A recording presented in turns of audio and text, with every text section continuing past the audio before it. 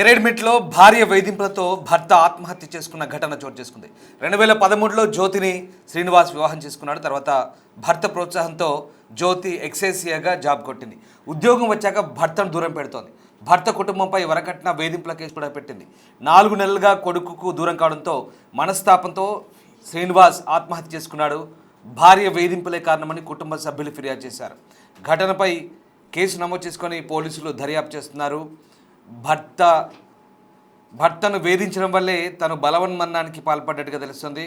మీరు చూస్తున్న దృశ్యాలు శ్రీనివాస్ జ్యోతి ఇద్దరు కూడా భార్యాభర్తలు. 2013లో భర్త ప్రోత్సాహంతో జ్యోతి ఎక్సైజ్ విభాగంలో సర్కిల్ ఇన్స్పెక్టర్గా పనిచేస్తుంది. ఆమె 2013లో జాబ్ సంపాదించిన తర్వాత భర్తను దూరం పెడుతూ వచ్చింది. క్రమంగా భర్తతో గ్యాప్ మెయింటైన్ చేస్తూ వచ్చింది. దీంతో అతను భరించలేని స్థితికి వచ్చాడు. ఇటీవలి కాలంలో కొడుకుని తీసుకొని భర్తతో సపరేట్గా ఉంటుంది. అయితే ఈ ఎడబాటును భరించలేక ఇక శ్రీనివాస్ బలవన్మరణానికి పాల్పడ్డట్టుగా తెలుస్తోంది. ఉద్యోగం రాకముందు భార్యాభర్తలు ఇద్దరు కూడా బాగానే కలిసిమెలిసి ఉన్నారు. కానీ శ్రీనివాస్ ప్రోత్సహించి ఆమెను ఉన్నత చదువులు చదివేలా ప్రోత్సహించి, అలాగే ఉద్యోగం సంపాదించేలా ప్రోత్సహించి అతను ఆమెను ఇన్స్పెక్టర్ జాబ్ వచ్చే వరకు కూడా వెన్నుతట్టి ఆమెను అన్ని విధాలా సహకరించాడు. కానీ ఉద్యోగం వచ్చాక తీరా ఆమె అతన్ని దూరం పెడుతూ వస్తున్నట్టుగా తెలుస్తోంది. 2013 తర్వాత ఇక ఆమె పూర్తిగా ప్రవర్తనలో మార్పు రావడం, అలాగే అతనితో గ్యాప్ మెయింటైన్ చేయడంతో అతను మానసికంగా క్షోభకు గురైనట్టుగా తెలుస్తుంది. దీంతో అతను బలవన్మరణానికి పాల్పడి తెలుస్తుంది. ఇటీవలి కాలంలో కొడుకుతో సహా ఆమె దూరం అవడంతో ఇక అతను మనస్తాపానికి గురై ఈ ఘటన చోటు చేసుకొని తెలుస్తుంది. ఈ మధ్య భర్తల వేధింపులకు భార్య బలవన్మరణాల ఘటనల కంటే భార్య వేధింపులకు భర్తల మరణాలకు సంబంధించినటువంటి ఘటనలే రోజుకు ఎక్కువ అవుతున్నాయి. మార్చి 12న హైదరాబాద్ సిటీలో ఓ మహిళా పోలీస్ అధికారి వేధింపులు తట్టుకోలేక తన భర్త బలవన్మరణానికి పాల్పడ్డ ఘటన నేరేడ్మెట్లో చోటు చేసుకుంది. నేరేడ్మెట్లో భార్య వేధింపులు తట్టుకోలేక ఎక్సైజ్ సిఐ జ్యోతి భర్త బలవన్మరణానికి పాల్పడడం కలకలం రేపుతోంది. జ్యోతి వేధింపులు తాళలేక అతను బలవన్మరణం చేసుకుంటున్నట్లుగా ఆమె భర్త శ్రీనివాస్ ఒక లేఖ అయితే రాశాడు. సిఐగా ప్రమోషన్ పొందినప్పటి నుంచి తన దగ్గరికి రావడం లేదంటూ తనపై కట్నం వేధింపులతో పాటు విడాకుల కోసం దరఖాస్తు చేసుకుందని ఆ లేఖలో పేర్కొన్నాడు శ్రీనివాస్. అలాగే పోలీస్ స్టేషన్కి పిలిపించి తనను బెదిరింపులకు పాల్పడదంటూ ఆరోపించారు. వేధింపులు తాళలేక బలవన్మరణం చేసుకుంటున్నట్లు కూడా ఆ లేఖలో పేర్కొంటున్నాడు. ఇక ఈ ఘటన కలకలం రేపుతోంది. పెళ్ళైన కొత్తలో బాగానే ఉంది. పెళ్లి తర్వాత అతను ఉన్నత చదువుల కోసం, ఉద్యోగం కోసం ప్రోత్సహించాడు. జాబ్ సంపాదించిన తర్వాత తీరా అతన్ని దూరం పెడుతూ వచ్చింది. ఇక సిఐగా ప్రమోషన్ వచ్చిన తర్వాత అతనితో పూర్తిగా గ్యాప్ మెయింటైన్ చేస్తూ వచ్చింది. అతన్ని వేధిస్తున్నట్టుగా కూడా అతను ఆ లేఖలో చెప్తున్నారు. అలాగే పైగా అతనిపై కేసులు పెట్టడం, వరకట్న వేధింపులు కేసులు పెట్టడం, అలాగే వాళ్ళ అబ్బాయిని కూడా తీసుకొని దూరంగా వెళ్ళడంతో పోలీస్ స్టేషన్కి పిలిపించడం, ఇలాంటి వేధింపులతో తాను మనస్తాపానికి గురైనట్టుగా లేఖలో అతను చెప్తున్నారు. భార్యాభర్తల మధ్య అంతరాలు ఏర్పడమని చాలా దురదృష్టకరం. పెళ్ళి అయిన తర్వాత బాగా నుండి ఒక కాపురం చేసుకొని అబ్బాయి పుట్టిన తర్వాత స్టేటస్లో మార్పు రావడం, ప్రధానంగా స్టేటస్లో మార్పు రావడం, అతను ఇంటి పట్టున ఉండి అతను ప్రోత్సాహంతో ఆమె ఒక ఉన్నతోద్యోగాన్ని పొందిన తర్వాత అతన్ని దూరం పెట్టడం అనేది చాలా దురదృష్టకరం. ఇట్లాంటి ఘటనల వల్ల మానసికంగా క్షోభకు గురవుతున్నారనేది ఈ ఘటన మనకు ప్రూవ్ చేస్తుంది.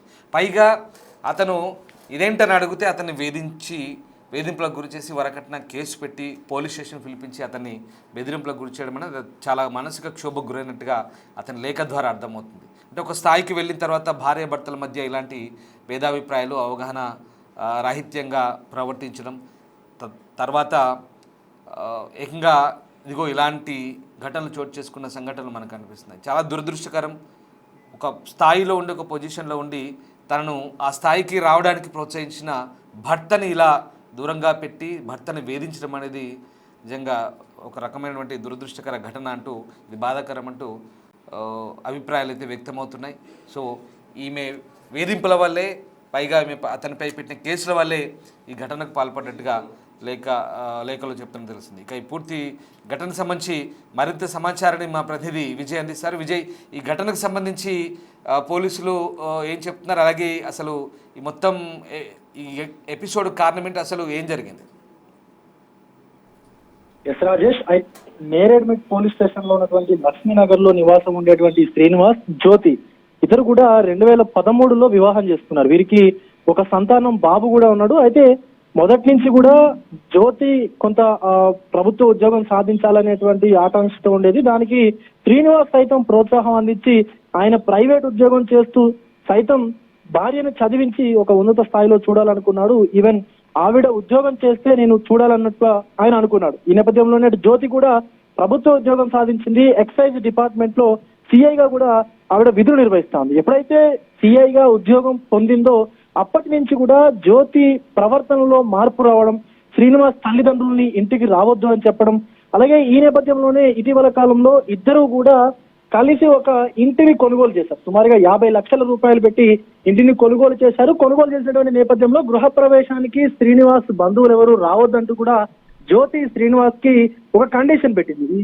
అయితే ఈ కండిషన్ పెట్టినటువంటి తర్వాత కొద్ది కాలంగా వాళ్ళిద్దరూ కూడా విడిగా ఉంటా ఉన్నారు. ఈ నేపథ్యంలో ఇద్దరికి తరచూ చిన్న చిన్న గొడవలు కూడా జరుగుతుండేవి.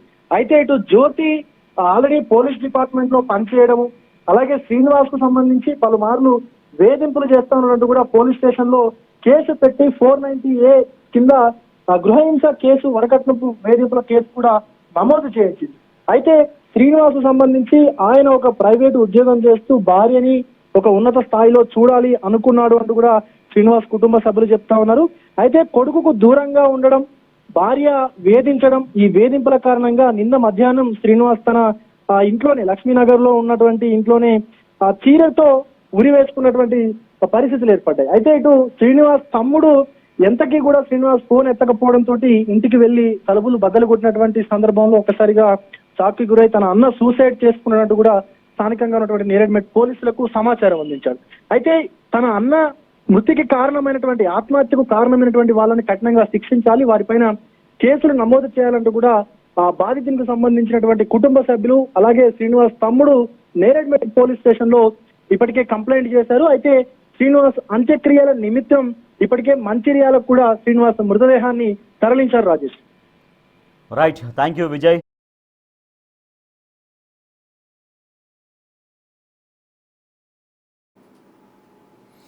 Thank you Vijay. సో ఇది భార్య వేధింపులతో బలవన్మరణానికి పాల్పడడం అనేది ఇటీవల తరచూ చోటు చేసుకుంటున్న ఘటనలు. అందులో భాగంగానే ఇప్పుడు ఇక్కడ తాజాగా మన హైదరాబాద్ సిటీలో కూడా ఇలాంటి ఘటన చోటు చేసుకుంది. నేరేడ్మెట్ ప్రాంతంలో జరిగిన ఈ ఘటన స్థానికంగా కలకలం రేపుతోంది. జ్యోతి ఎక్సైజ్ పనిచేస్తున్నారు. ఆమె భర్త శ్రీనివాస్ ఆమె తనను దూరం పెడుతుందంటూ, పైగా వేధింపులకు గురి చేస్తూ పోలీస్ స్టేషన్కి పిలిపిస్తూ కేసులు పెట్టి తనని వేధిస్తుందంటూ ఆ లేఖలో రాసినట్టుగా తెలుస్తోంది. దీంతో మనస్తాపానికి గురైన అతను ఈ ఘటనకు పాల్పడ్డాడు. భార్య భర్తల మధ్య ఒక స్థాయి వచ్చిన తర్వాత ఇలాంటి అభిప్రాయ భేదాలు రావడం, అలాగే పోలికలు పెట్టుకుంటూ ఒకరినొకరు తక్కువ చేసుకొని మాట్లాడుకోవడాలు చూడాలనేది ఇబ్బందికర పరిస్థితిగా ఉంటుంది. వాస్తవానికి ఇట్లాంటి ఘటనలు, ఇలాంటి అంతరాలు రావద్దు. భార్యాభర్తల మధ్య వస్తే ఇలాంటి భేదాభిప్రాయాలు వస్తే చివరికి ఇబ్బందికరంగా మారుతుంది అనేది మనకి ఘటన ప్రూవ్ చేస్తుంది. పైగా ఆమె ఉద్యోగం రావడానికి ముందు బాగానే ఉంది, తర్వాత ఉద్యోగం వచ్చిన తర్వాత ఇలా తనని వేధిస్తుందంటూ అతను ఆ లేఖలో చెప్పడం కూడా ఈ మొత్తం వ్యవహారంలో ఇక భార్యాభర్తల మధ్య అవగాహన లోపం ఉన్నట్టుగా మనకు అర్థమవుతుంది. పైగా ఒకవేళ ఇష్టం లేకపోతే అతన్నితో విడిపోయి ఉండాల్సింది, కానీ అతన్ని వేధిస్తూ కేసులు పెట్టి వేధించడం వల్లే అతను బలవన్మరణానికి పాల్పడ్డట్టుగా ఆ లేఖ ద్వారా అర్థమవుతుంది.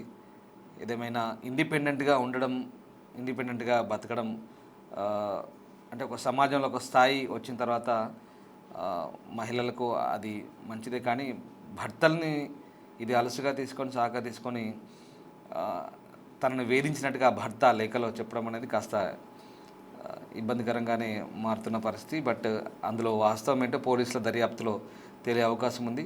సో అతను రాసిన లేఖాన్ని అయితే ప్రస్తుతం భార్య వేధింపులతోనే తను ఆ ఘటనకు పాల్పడ్డట్టుగా ఆ లేఖ ద్వారా చెప్తున్నారు. సో మొత్తం మీద పోలీసులు ఈ అంశంపై దర్యాప్తు చేసి మొత్తం వ్యవహారాన్ని నిగ్గు తెలిసే అవకాశం కనిపిస్తుంది.